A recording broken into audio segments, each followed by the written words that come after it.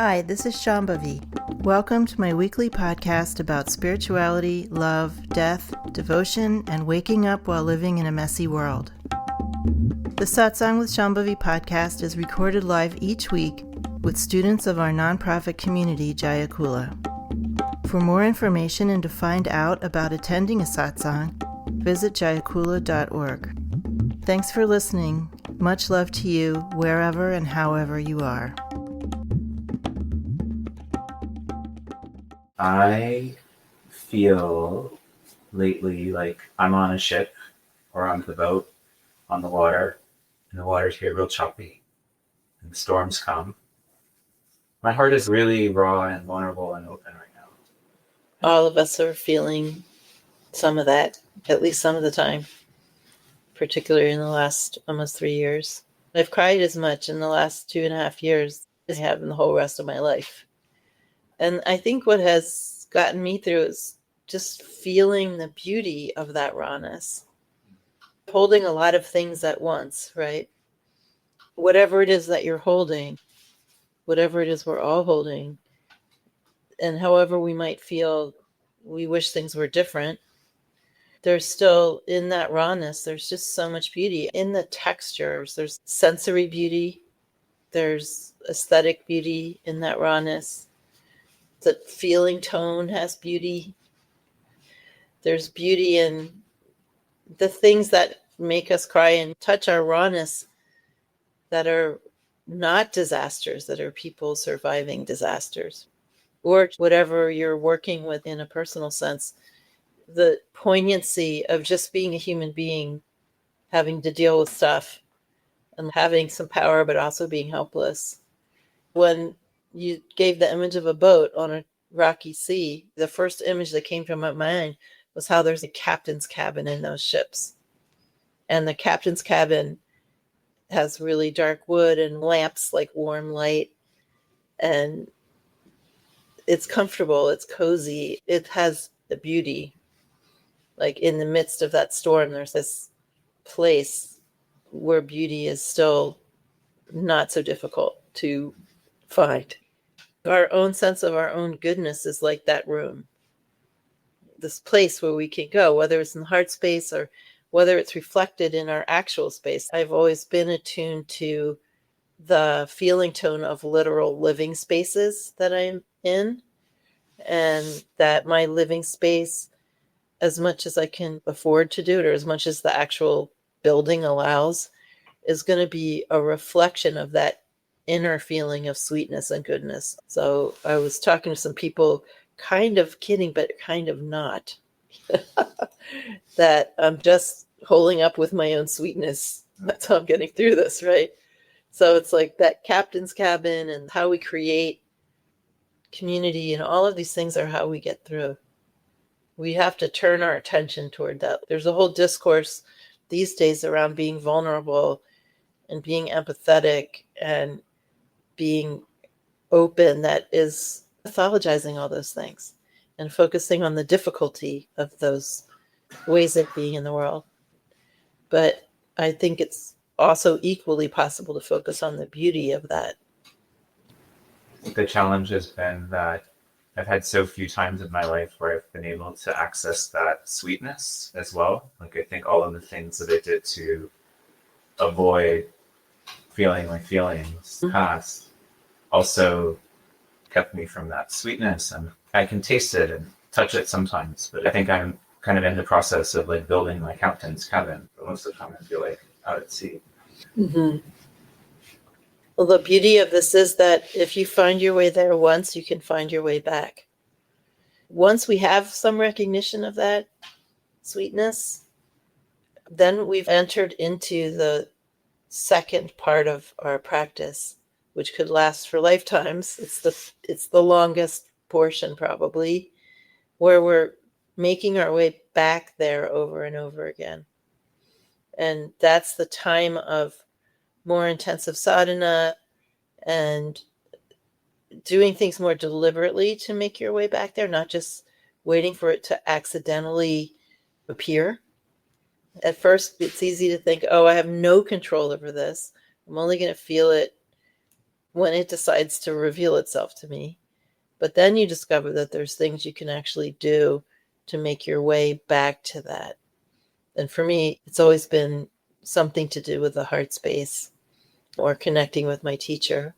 So we can do those things deliberately and get more adept at reconnecting with that. And part of it has to do with setting aside any distraction from that, even for just a moment. Like we might think, oh, it would be good for me in this moment to reconnect with that sense of sweetness and goodness inside, but I'd rather do this other thing, or this other thing will give me a reliable result, whether it's like eating a mochi donut or, I don't know, gabbing with a friend or watching something on television or whatever it is. In those moments, we have to turn definitively toward this inner sweetness, or outer. It could be discovered in an outer way too, through connection with teacher. This is the zone of practice that's really more effortful, because we're training ourselves to be more in touch with the natural state. And we have to make some more determined decisions to do that, not just sit around waiting for something to happen. But we can, and then eventually as we do that, it just becomes easier and easier over time, until one day you're going to wake up and you'll realize it never leaves you. I can't say when that will be, but that's how we get to that place, by over and over again making the decision to turn toward it. Come back, it works. I've been thinking about heroes, what you've talked about. Like, we're not waiting for a hero, we're not waiting for a savior. If you could just riff on that a bit, like what we have instead. Mm-hmm. When we have heroes, in the sense that I might have meant that, we're looking for someone to make everything better for us. There's a giving up of self-responsibility. And it usually involves a certain amount of unclarity, or even outright lying to ourselves about who that person is.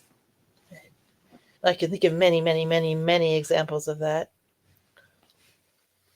in the hope that someone will turn out to do the right thing, and somehow that's going to make it right for us. The larger picture is that we are following something, and that something is wisdom. There are people and beings that have more access to wisdom than we do. What we have instead of heroes is the decision within ourselves to be responsible for the quality of lives, our life and other people's lives, to contribute to that and to build community and build futures with other people and other beings too, not just people, to use our own creativity. And there might be leaders. I'm not against leadership, but this idea that leaders are just going to take care of everything, that's the problem. It's the same in spiritual life with the spiritual teachers too. When people come to a tradition where there actually are gurus or rinpoches or something like that, and they think that they can just throw themselves at that person's feet and everything will be taken care of. That's not true. Everybody is on their own path. I was reading the story of Aruna Tweedy. She came to North India and she studied with a teacher who had a very unusual background. He was both a Hindu tantric and a Sufi, which is kind of interesting because Sufism is a mystical aspect of Islam and not totally compatible with Trika. But anyway, that's what he did. And his way of working with people was really heart-based and transmission-based. So he would have her just sit in the room or the courtyard where he was, and he would do all this work with her on a subtle level internally. And he subjected her to a lot of very difficult treatment if you're someone who, as Aruna Tweedy was pretty hungry ghosty if you read her autobiography. So he, ignored her and flaunted having conversations with other students around her that were more congenial while he barely even talked to her, and etc. He didn't want any dependence from her. Eventually, he told her to go away. He said, go back to wherever she came from in Europe. Can't remember. And don't come back till I call for you. And she was devastated, absolutely devastated. Finally, he told her to come back during the last few years of his life. But what he was trying to do was break her of dependence, break her of this idea that she didn't have to do anything. He was giving her transmission, but she still had to work with the transmission. She still had to be responsible for herself. And it couldn't just be about following instructions either, because she was actually pretty good at following instructions. So no matter what is happening, whether it's in a spiritual context or a secular context or a political context or a family or any context, each individual has their part to play and their work to do and their role in being responsible for the outcomes of things collectively. Even if we have leaders, we don't want to treat our leaders as saviors. We want to be clear-eyed about them. I'm not against hierarchy, but I think we need to have a healthier relationship to it. Some people say, oh, there's no more place for gurus in the world. There's no more place for experts, even, they say sometimes. And the spiritual community is the guru. I mean, that's very foolhardy, I think. There's got to be somebody who has more realization. Otherwise, this doesn't work. Or it doesn't work as well as it could. However, you see what happens when people want their guru to be a savior. They don't see their guru as a human. Or they ignore or partition off all the ways that are proving that their teacher doesn't actually have the realization they say they do. This is more saviorism. So that's what we don't need. We need to be able to learn from people, but without having to forfeit our clarity at the same time, or our responsibility. I've been thinking a lot about death and dying and aging. Maybe it's because a couple of friends are dealing with parents getting very sick. Maybe it's just because I feel my body in an aging process in some way right now. And feeling a lot of sadness also around my parents' inevitable death. I feel like I'm definitely in some sort of process of confronting my own fears around death. And it just feels so scary to me right now. You know this already, but we never do anything but move toward death. We're never going in the other direction. So from the moment we're born, we're dying. I think everybody has fears around death, pretty much. You've probably heard me tell that funny story about the Dalai Lama. He was interviewed years and years and years ago by Christy Turlington. I think she's a model, right? She's like a supermodel. And I don't know why she was interviewing him, but it always stuck in my mind. And she asked the Dalai Lama if he was afraid of death. And he went, oh, no. Well, maybe a little. So even the Dalai Lama is a little bit afraid of death. What you're experiencing is completely great, to explore your fears of death and explore what death means to you and maybe get a different relationship to it eventually. But what I'm also hearing is mourning in the present for something that will happen in the future. And what is that? Hungry ghosts? Yeah. There's like a big dollop of hungry ghosts I hear going along with this encounter with mortality. That's a pattern. That's an emotional habit pattern that you bring to a lot of different situations, and you're bringing it to this one too, in addition to just average fear about death. So this idea that you would live in the present mourning a future loss. Think about what that is doing for you. Hungry Ghost connects through sadness and even generating a sense of future loss as a way of magnetizing people and feeling some intimacy. So the place to go is to think, okay, like everyone, I feel lonely. And like everyone, I feel that my intimacy is not full on. That's just our condition, because we feel separate and we're not totally realized yet. So in that condition, we're all going to feel some loneliness, and we're all going to feel our intimacy with others is somewhat impaired. The difference between the realms is, what is our solution to that?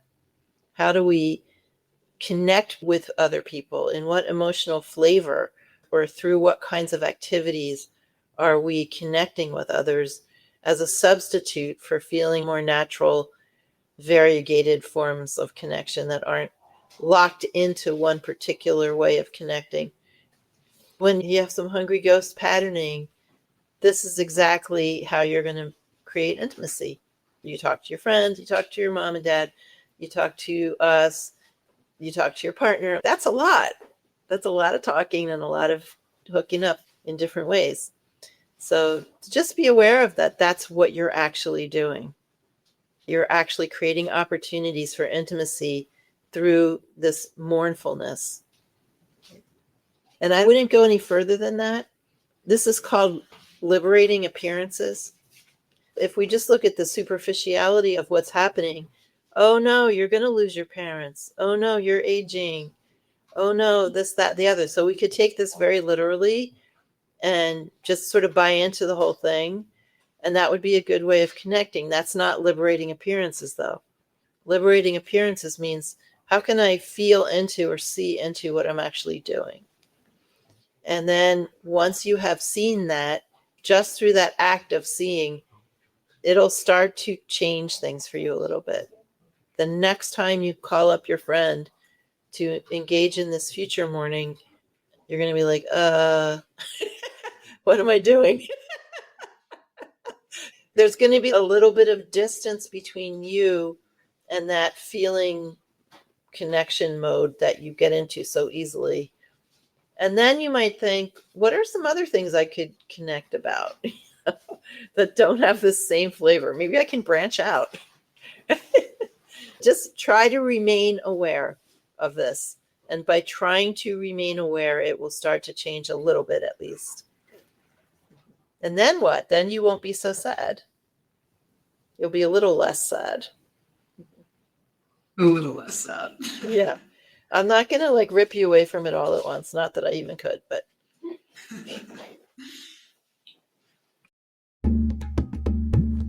Satsang with Shambhavi is produced by Jaya Kula, a nonprofit community offering opportunities to learn and practice in the direct realization traditions of Trika Shaivism and Dzogchen. If you enjoyed listening, please help us keep this podcast and many other teachings open to all by making a monthly or one-time donation. Visit jayakula.org to make a donation and explore more of our offerings.